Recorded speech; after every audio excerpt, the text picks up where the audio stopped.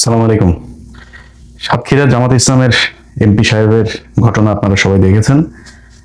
গেল 2 দিন ধরে তার এই ভিডিও নিয়ে যদি কনক্লুশনে আসি তাহলে বিষয়টা এরকম দাঁড়াবে যে ইয়েস, এই ভিডিওটা সত্য, তিনি অপরাধ করেছেন।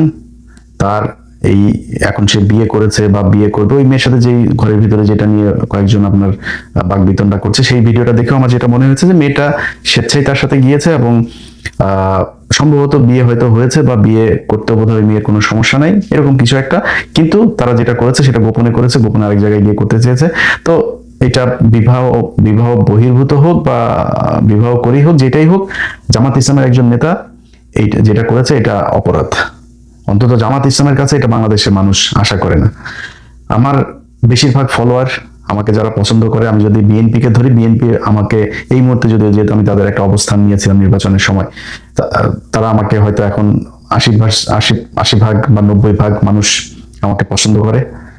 বাদ বাকিরা, তাদের আমার প্রতি ক্ষোভ আছে, অভিমান আছে, অভিযোগ আছে। বাট তারাও ভারত বিরোধিতার কারণে আমার প্রতি তাদের ভালোবাসা আছে। বাট জামাত ইসলামকে যদি জিজ্ঞেস করি, আমি মনে করি যে 100 ভাগ জামাত ইসলামের নেতা কর্মী তারা আমাকে পছন্দ করে।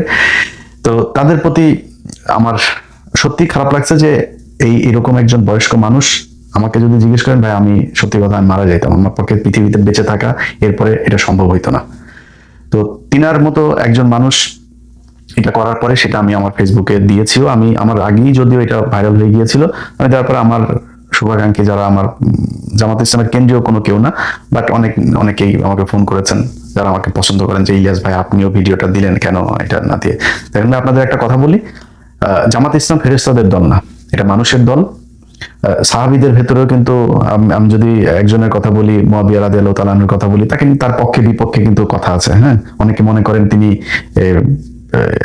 আমাদের একজন বিশাল সম্মানিত একজন ইমামকে তিনি হত্যার সাথে জড়িত, অনেকেই বলে থাকেন। তো আমি ওই বিতর্কে যাচ্ছি না, সেটা বলার জন্য বাংলাদেশের অনেক আলেম আছে, তারা এটা নিয়ে কথা বলেন। তো জামাত ইসলাম সাহাবীদের, মানে জামাত ইসলাম না, আমরা তো পরে, আমরা সাহাবীদের পায়ের মুখের সমান যোগ্য আমরা না। তো তারা যদি ভুল করতে পারেন, তাহলে আমরা, এটা জামাত ইসলামের মতো একটা সংগঠন বা আমাদের মতো সাধারণ মানে আমরা ভুল করতেই পারি, এটা খুবই স্বাভাবিক একটা ব্যাপার।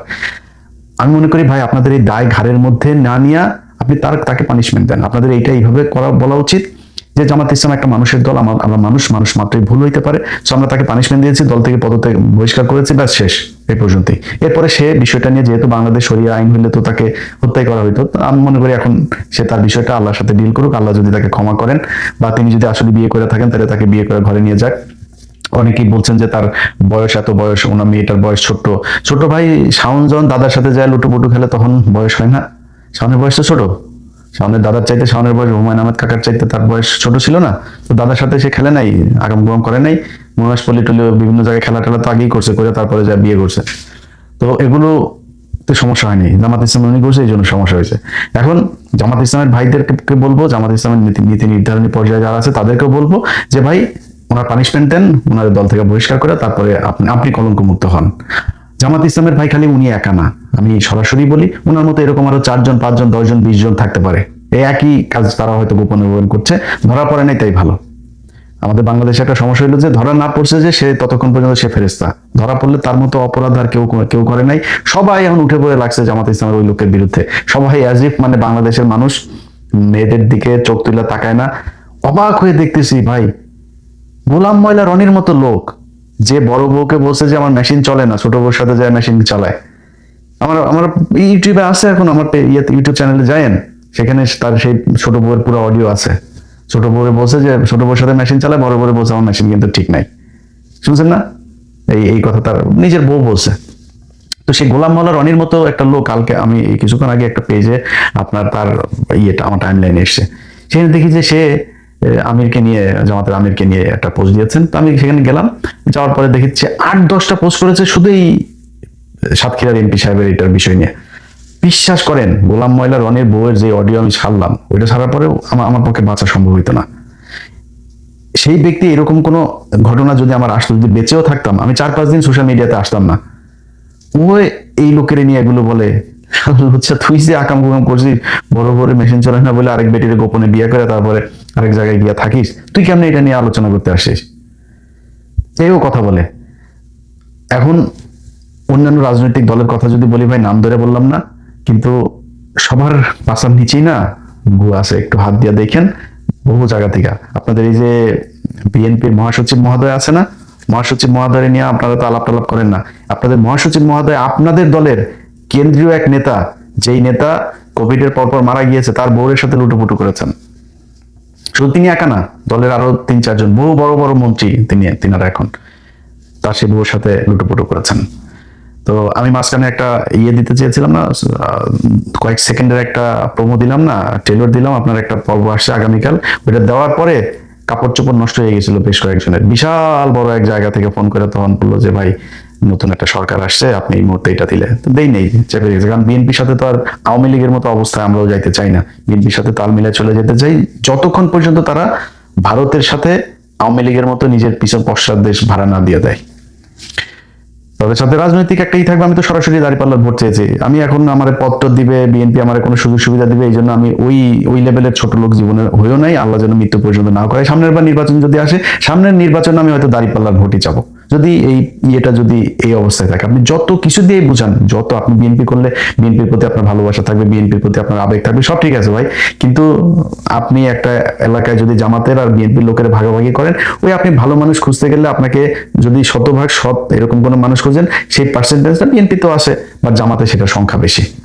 এটা আমি মনে করি। আপনার কাছে এটার ভিন্ন কোনো মতামত থাকলে সেটা আপনার ব্যাপার, কিন্তু আমি মনে করি এটা। এখন সেই বিএনপির লোকজনও কিন্তু এটা নিয়ে ব্যাপক কোলাহল চলছে, তাদের ভেতরে খুব উত্তেজনা চলছে। তো করেন, সমস্যা নাই। যিনি এটা করেছেন তার এই পানিশমেন্টটুকু তার প্রাপ্য, এবং সেটা সে সোশ্যাল মিডিয়াতে পাচ্ছে। আমার মনে হয় তার পরিবারের মানুষজন এখন খুব খারাপ একটা অবস্থার ভেতরে আছে। যেহেতু জামাত ইসলাম করে ওই পরিবার, বা যে এমপি সাহেব নিজেও হয়তো আমাকে খুবই পছন্দ করেন, তারপরেও তার বিরুদ্ধে আমি কথা বলছি, কিছু করার নেই। কারণ খারাপ যেটা সেটা আপনাকে বলতে হবে। জামায়াত ইসলামী যেদিন কিনা মানে এই রাস্তায় যাইতে থাকবে, তাদেরকেও আমরা ভারত বিরোধী বলতে বাংলাদেশে একদম শতভাগ যদি চিন্তা করি, সেটা জামাত ইসলাম।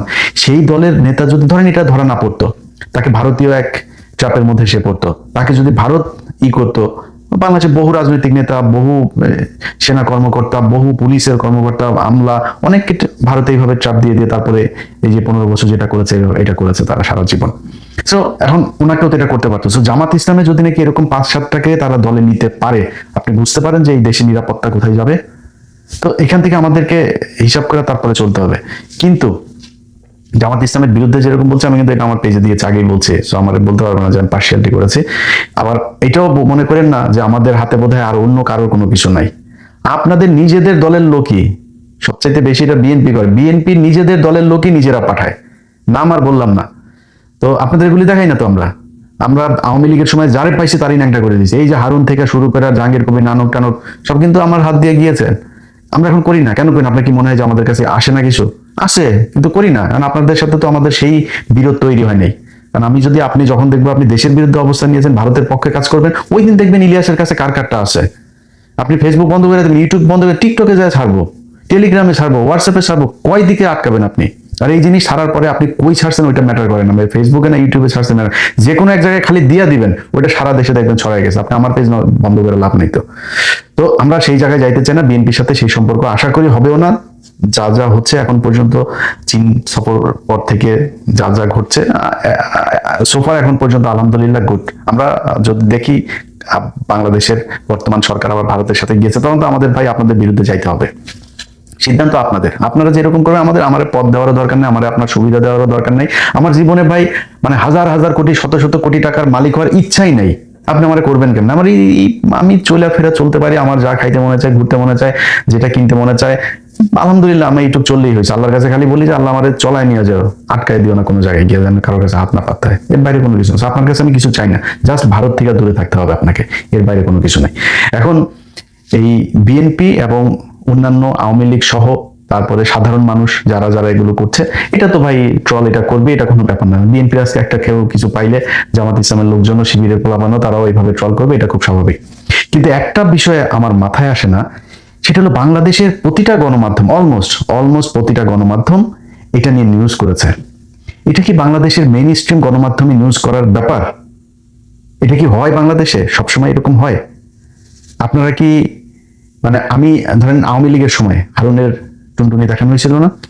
তাহলে টুনটুনি যখন দেখালাম আপনারা সোশ্যাল মিডিয়াতে নিউজ করছিলেন, জাহাঙ্গীর কবির নানকেরটা বের করার সময় নিউজ করছিলেন আপনারা সোশ্যাল মিডিয়াতে, পরিমণি যখন কিনা ওই যে সাকলা ইন্ডিয়া নিয়ে ই করলো তখন আমি ভিডিও ছাড়লাম, তখন আপনারা নিউজ করছেন কি ইলিয়াসের হাতে কিভাবে গেল এই ভিডিও, আপনি কিন্তু ওইটা নিয়ে নিউজ করেন নাই, আমার এইভাবে কি। কিন্তু এখন জামাত ইসলামের একজন এমপির বিরুদ্ধে এটা হওয়ার পরে প্রতিটা নিউজ, প্রতিটা গণমাধ্যম অলমোস্ট শুধু নিউজ করেই নাই, ফলো আপ নিউজও 4টা 5টা 10টা 15টা পর্যন্ত ফলো আপ নিউজ করছে, এরকম গণমাধ্যম আমাদের দেশে আছে। তো আপনারা না ব্যক্তিগত আক্রমণ থেকে নাকি আপনারা বেঁচে থাকেন, এগুলো নাকি ব্যক্তিগত বিষয়, তো ব্যক্তিগত আক্রমণ করে না, ব্যক্তিগত আক্রমণ জামাত করলেই তখন খালি ব্যক্তিগত আক্রমণ করা যায় নাকি, অন্যদের বেলায় আর করা যায় না।